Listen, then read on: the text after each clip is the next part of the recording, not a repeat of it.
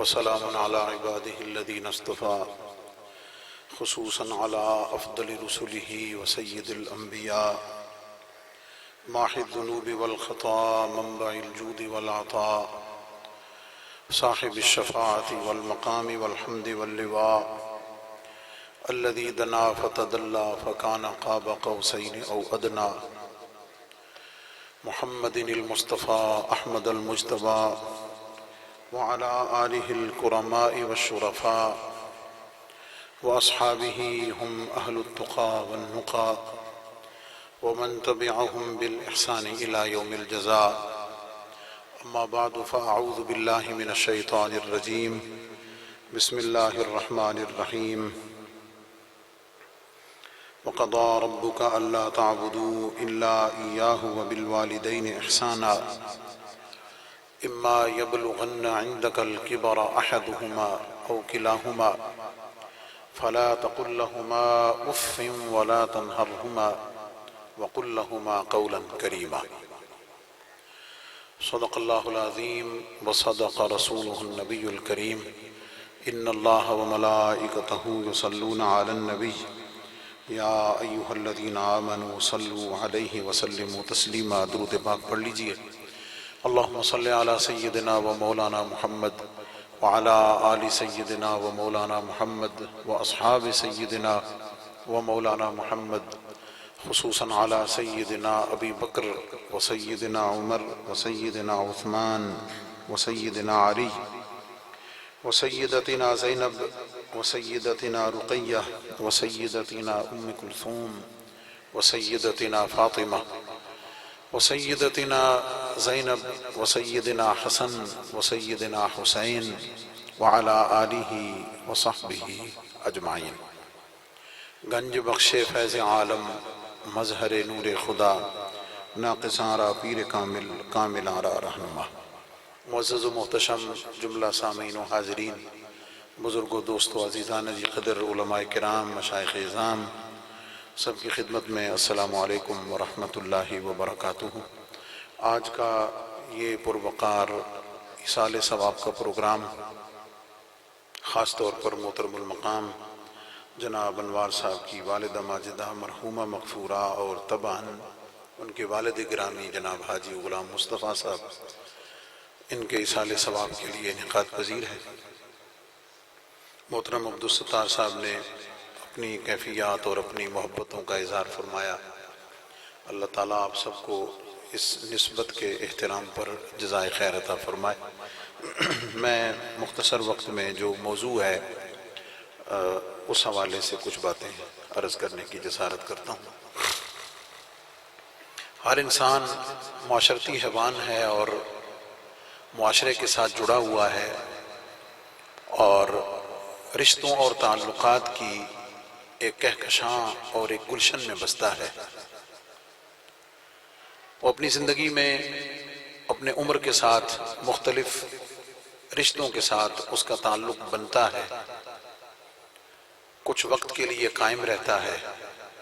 اور جب اس کی عمر کی سٹیج بدلتی ہے تو اس کے تعلقات کی نوعیت بھی بدل جاتی ہے. جب بچپن میں ہم آپ سب تھے تو محلے دار، اسکول فیلوز، کھیلنے کودنے والے، وہ ہمارے اس محبت اور تعلق کی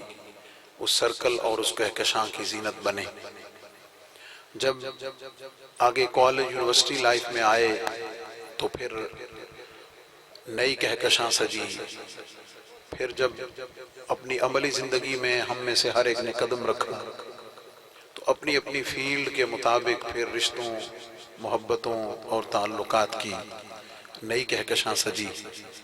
پھر جب شادی ہو گئی تو اس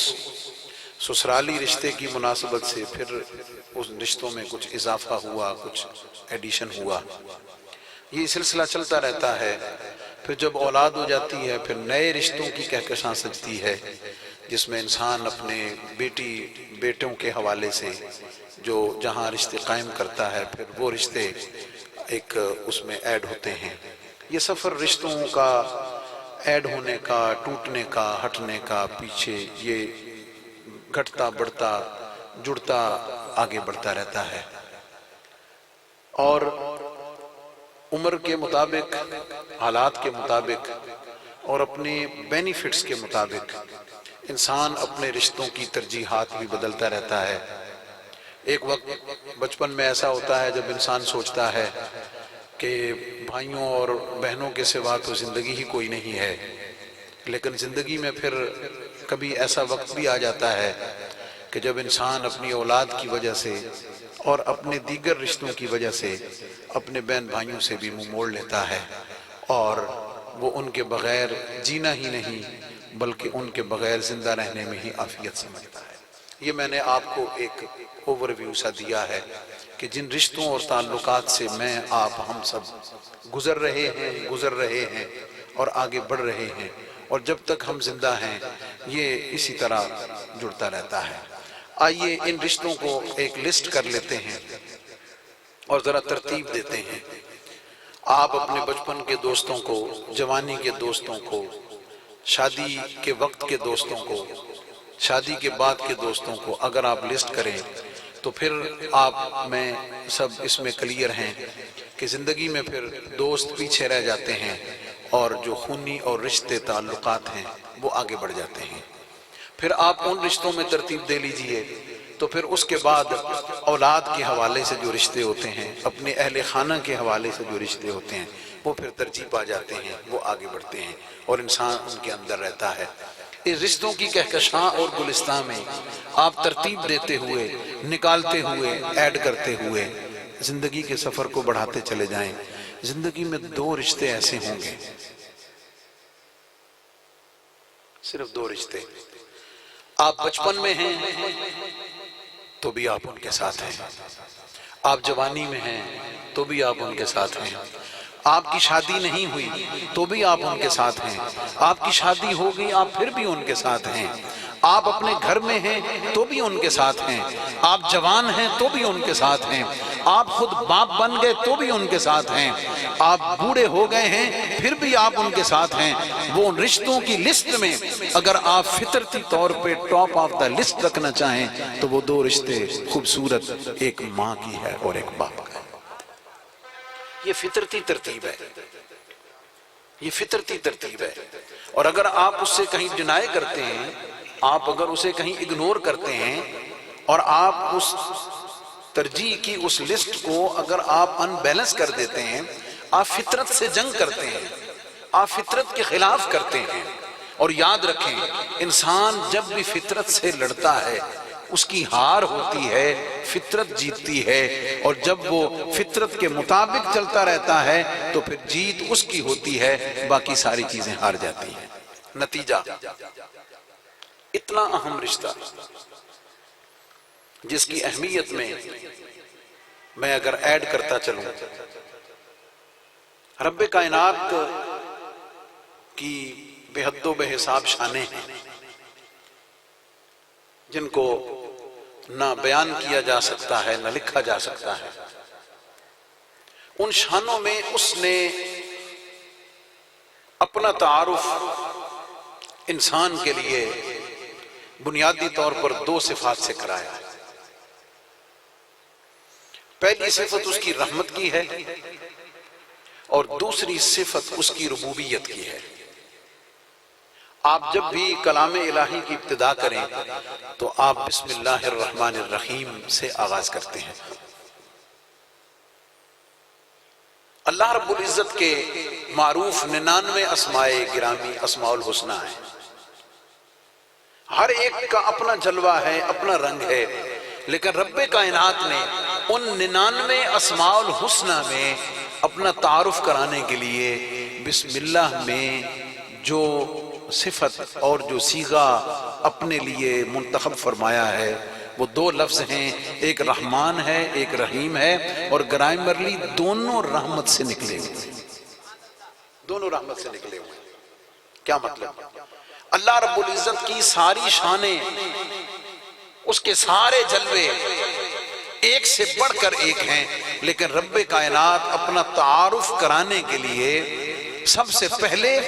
اپنی جس صفت کو لوگوں، انسانوں، مخلوقات کے سامنے رکھ رہا ہے وہ فرما رہا ہے، یوں کہہ لیجئے کہ رب کائنات فرما رہا ہے میں ستار بھی ہوں، میں غفار بھی ہوں، میں شدید العقاب بھی ہوں، میں علی بھی ہوں، میں عظیم بھی ہوں، میں اکبر بھی ہوں، میری ساری شانیں ہیں، لیکن بندو میری شان کو سمجھنا ہو تو یہ یاد رکھنا میں سب سے پہلے رحمان بھی ہوں، میں رحیم ہوں۔ دوسرا، قرآن پاک کا سرتاج سورۃ الفاتحہ ہے جو ہر نماز کی ہر رکعت میں ہم پڑھتے ہیں، اور رب کائنات میں اس سورہ فاتحہ میں اپنے تعارف کے لیے دوسرا جو لفظ اور شان اور صفت استعمال فرمائی ہے وہ فرماتا ہے الحمدللہ رب العالمین، اور پھر تکرار فرمایا الرحمن الرحیم۔ یہاں پہ رب کائنات نے اپنی صفت رحمت پر اپنی ربوبیت کی صفت کو بھی پہلے ذکر کر دیا ہے، یہاں اس کو دوسری جگہ ذکر کیا ہے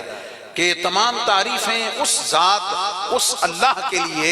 جس کی بے شمار شانیں ہیں، لیکن ان شانوں میں سر فہرست یہ ہے کہ وہ رب ہے، اس کی شان ربوبیت سب سے اوپر ہے۔ یہ دو صفات ذرا ذہن میں رکھیں، یہ اتنی اہمیت کی حامل ہیں۔ اب دیکھیے رب کائنات نے ایک نظام رکھا ہے پوری دنیا میں، اس کو چلانے کے لیے اس کی اپنی حکمتیں ہیں، وہ پالنے والا ہے، وہ رحمت فرمانے والا ہے۔ میں اور آپ اپنی زندگی کے جس پروسیجر سے گزر کر آج جہاں پہنچے ہوئے ہیں، اگر اپنی زندگی کے ان ماہ سال کو اگر ہم پیچھے لے جائیں اور عمر کے جس حصے میں بھی ہیں اسے واپس لے کر چلیں اور اپنی ہم میں سے ہر ایک اس لمحے تک اپنے آپ کو پہنچائے جب میری اور آپ کی اس دنیا میں پیدائش ہوتی ہے، تو اس وقت رب کائنات کی شان ربوبیت کا اور شان رحمت کا ظہور یوں ہوتا ہے کہ میرے آپ کی زندگی رب کائنات گویا کہ فرما رہا ہے کہ پیدا کرنے والی ذات میری ہے، حقیقتاً پیدا کرنے والی ذات رب العالمین کی ہے، حقیقتاً پیدا فرمانے والا وہی ہے، لیکن اسباب کی دنیا میں اے لوگو میری اس صفت کا ظہور کہ تم پیدا کیے گئے ہو وہ میں نے تمہارے ماں باپ کے ذریعے سے دنیا میں ظاہر کیا ہے۔ کیا مطلب؟ شان رب کی ہے، جملہ قابل توجہ، شان رب کی ہے، لیکن اس شان کے ظہور کا مظہر ماں باپ ہے۔ جملہ قابل توجہ، شان رب کی ہے، شان رب کی ہے، صفت حقیقتاً صحیح معنوں میں اسی کی ہے، لیکن اس شان کا ظہور دنیا میں ماں اور باپ کے ذریعے سے ہو رہا ہے۔ پھر پیدا کرنے والی ذات اس کی، بظاہر وسیلہ، ذریعہ اور سبب ماں باپ ہیں۔ پھر پالنے والی ذات اس کی ہے، پالنے والی ذات اس کی ہے، رب العالمین وہ ہے، لیکن اسباب کی اس کہکشاں میں اور اسباب کی دنیا میں اگر ہم دیکھیں تو پھر یہ پتہ چلتا ہے کہ مولا حقیقتاً پالنے والی ذات تیری ہے، لیکن اس پالنے والی صفت کا ظہور میرے آپ کے لیے دنیا میں ماں باپ کے ذریعے سے ہو رہا ہے۔ تیسری چیز، دنیا میں انسان سب سے زیادہ، سب سے پہلے رحمت کا محتاج ہوتا ہے۔ آپ کا کیا خیال ہے؟ ماں باپ کے دل میں اگر رحمت نہ ہو، ماں باپ کے دل میں اگر رحمت نہ ہو تو ماں ایک عورت ہونے کے ناطے جس پروسیجر سے، جس تکلیف سے اور پھر اس کے بعد جس محنت اور مشقت سے گزرتی ہے کوئی عام آدمی تصور بھی نہیں کر سکتا ہے۔ میں نے قرآن مجید کا مطالعہ کرتے ہوئے جب حضرت موسیٰ علیہ السلام کا واقعہ پڑھا تو اس میں گزرا حضرت موسیٰ علیہ السلام کے احوال میں کہ حضرت موسیٰ علیہ السلام کو ان کی والدہ نے دودھ پیتی عمر میں اپنے ہاتھ سے صندوق میں بند کر کے دریا میں ڈالا تھا۔ قرآن موجود ہے، اللہ کے حکم پر فَإِذَا خِفْتِ عَلَيْهِ فَأَلْقِيهِ فِي الْيَمِّ، اپنے ہاتھ سے دودھ پیتے لختے جگر کو بکسے میں بند کر کے دریا میں پھینک دیا۔ میں نے ایک طالب علم کے طور پر سوچا کہ ہاؤ اٹ از پاسبل کہ ایک ماں دودھ پیتے بچے کو اپنے ہاتھ سے اپنی نظر کے سامنے دریا میں کیسے ڈال دے؟ کیسے ممکن ہے؟ یہ فطرت کے خلاف ہے۔ قرآن نے اس کا جواب دیا ہے۔ قرآن مجید فرماتا ہے فَأَصْبَحَ فُؤَادُ أُمِّ مُوسَى فَارِغًا۔ اللہ کریم فرماتا ہے کہ ہم نے اس کام کے کروانے سے پہلے کہ اپنے بیٹے کو اپنے ہاتھ سے بکسے میں بند کر کے دریا میں ڈال دے، یہ کام کروانے سے پہلے فَأَصْبَحَ فُؤَادُ أُمِّ مُوسَى فَارِغًا، اللہ رب العزت فرماتا ہے ہم نے وہ رحمت جو خاص نعمت ہے ہم نے موسیٰ کی والدہ کے دل سے نکال لی تھی۔ ہم نے اس کی ماں کے دل سے وہ رحمت نکال لی تھی، اس لیے کہ ممکن ہی نہیں تھا کہ ماں ہو، ماں کے دل میں وہ رحمت موجود ہو اور پھر اپنے ہاتھ سے دودھ پیتے بچے کو دریا میں اپنے ہاتھ سے ڈال دے۔ یہ فطرت کے خلاف ہے۔ اتنا بڑا کام ماں سے کروانا تھا، اس لیے اللہ فرماتے ہیں ہم نے ماں کے دل سے پہلے محبت نکال لی، پھر ماں اس کے اوپر آمادہ ہو گئی۔ تو بندہ اس دنیا میں سب سے پہلے رحمت کا محتاج ہوتا ہے، اور وہ رحمت پھر رب کائنات اس ماں باپ کے دل میں ڈالتا ہے، القاء کرتا ہے،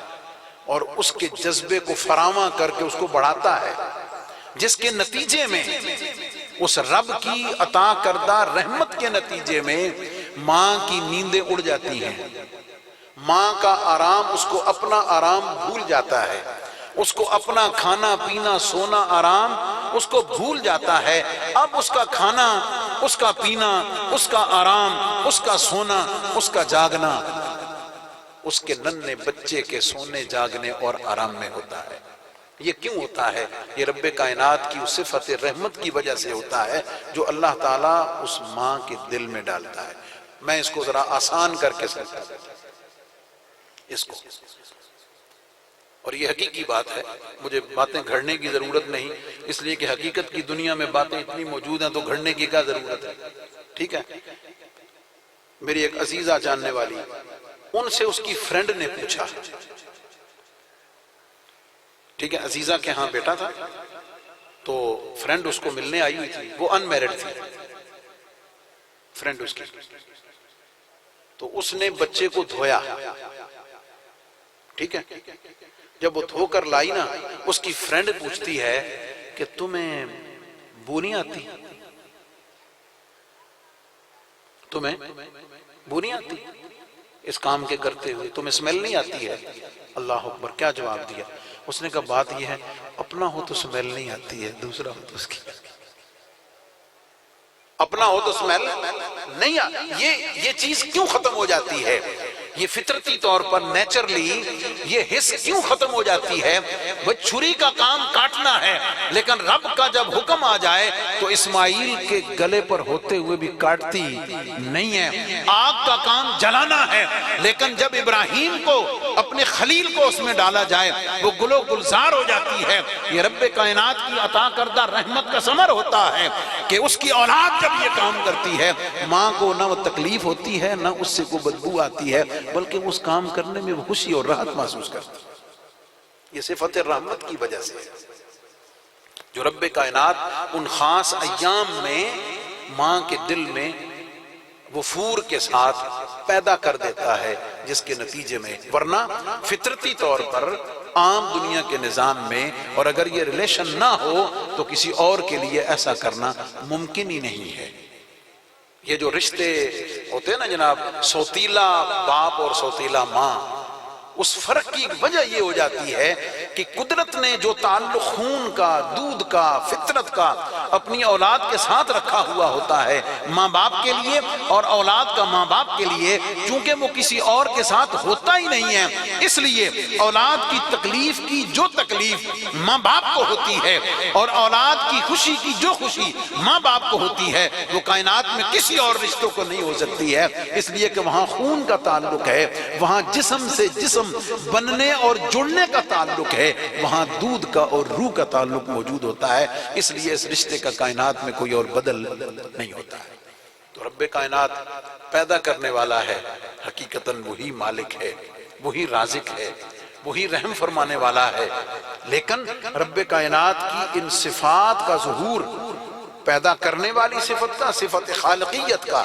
صفت ربوبیت کا اور صفت رحمت کا ظہور حقیقی معنوں میں مجھ آپ سمیت ہماری زندگی میں سب سے پہلے اور سب سے زیادہ اگر کسی ہستی کے ذریعے سے ظاہر ہوتا ہے تو وہ میرے اور آپ کے ماں اور باپ کے ذریعے سے ہوتا ہے۔ چونکہ ماں اور باپ اللہ رب العزت کی صفت رحمت کا مظہر ہوتے ہیں، صفت خالقیت کا مظہر ہوتے ہیں، صفت ربوبیت کا مظہر ہوتے ہیں، صفت رحمت کا مظہر ہوتے ہیں، اتنا قرب اور اتنے احسانات اور رب کائنات کی صفات کے ساتھ عملی زندگی میں اتنا قرب ہونے کی وجہ سے آپ اگر قرآن پاک کو اس اینگل سے مطالعہ کریں تو قرآن مجید میں کتنی ہی جگہ رب کائنات نے فرمایا اللہ تعبدوا الا اللہ وبالوالدین احسانا وقضى ربک اللہ تعبدوا الا ایاہ وبالوالدین احسانا۔ مولا کریم کہ اللہ فرماتا عبادت صرف میری کرو، ساتھ فرمایا ماں باپ کے ساتھ نیکی کرو۔ مفسرین نے اس پر بات کی ہے کہ اللہ تعالیٰ نے اپنا حق سب سے بڑا، سب سے پہلا جو عبادت ہے کہ عبادت صرف میرے لیے ہے، اس کے بعد اللہ تعالیٰ نے کسی اور چیز کا ذکر نہیں کیا ہے بلکہ سب سے پہلے ماں باپ اور حسن سلوک کا ذکر کیا ہے۔ اس کی کیا وجہ ہے؟ رب کائنات نے، جملہ قابل توجہ ہے، رب کائنات نے اپنے حقوق میں، رب کائنات نے اپنے حقوق میں سب سے پہلا اور بڑا حق اپنا فرمایا کہ عبادت میری کرو، اور مخلوقات اور رشتوں کی کہکشاں اور دنیا میں جتنے حقوق انسانوں پر، مجھ پر، آپ پر ہیں، رب کائنات نے فرمایا تجھ پر تیری اولاد کا بھی حق ہے، تیرے دوستوں کا بھی حق ہے، تیرے بزنس کے جو ٹرمز ہیں، دوست ہیں، ان کا بھی حق ہے، تیرے محلے داروں کا بھی تیرے اوپر حق ہے، تیرے اساتذہ کا بھی ہے، تیرے شاگردوں کا بھی ہے، تیرے مریدوں کا بھی ہے، تیرے ملازموں کا بھی ہے، ہر ایک کا حق ہے، لیکن سارے حق نیچے ہیں۔ ان حقوق میں سب سے پہلا حق تیرے اوپر یا تیری ماں کا ہے، تیرے باپ کا۔ اس لیے رب کائنات نے اپنے حق کے بعد، جملہ اپنے حق کے بعد سب سے پہلا حق، اور حضور علیہ السلام کا جو حق ہے نا وہ اللہ کے حق میں شامل ہے، یہ فرق یاد رہے۔ عبادت میں اور ایمان میں جو حق ہے وہ اس طرف شامل ہے، مخلوقات میں رشتوں کی اس کہکشاں میں سب سے پہلا اور سب سے اوپر حق ہے میرے اور آپ کے اوپر، تو وہ میرے اور آپ کے ماں اور باپ کا ہے۔ قرآن مجید میں اللہ تعالیٰ نے جو آیت میں نے پڑھی ہے سورہ بنی اسرائیل اور تیسرے رکوع کی پہلی 2 آیات ہیں، اللہ تعالیٰ نے فرمایا کہ ماں باپ کے ساتھ حسن سلوک کرو۔ یہ حسن سلوک ہم ترجمہ کر رہے ہیں نا اردو میں، قرآن پاک میں اس کے لیے لفظ احسان کا استعمال ہوا، جس کا ترجمہ اچھا سلوک کرو، بہتر سلوک کرو۔ اب اس اچھے سلوک کی ہر شخص اپنی منمانی تفسیر تشریح کر سکتا تھا۔ میرے نزدیک اچھا سلوک یہ ہے، ایک بزنس مین کہے گا میرے نزدیک اچھا سلوک یہ ہے، ایک مزدور کہے گا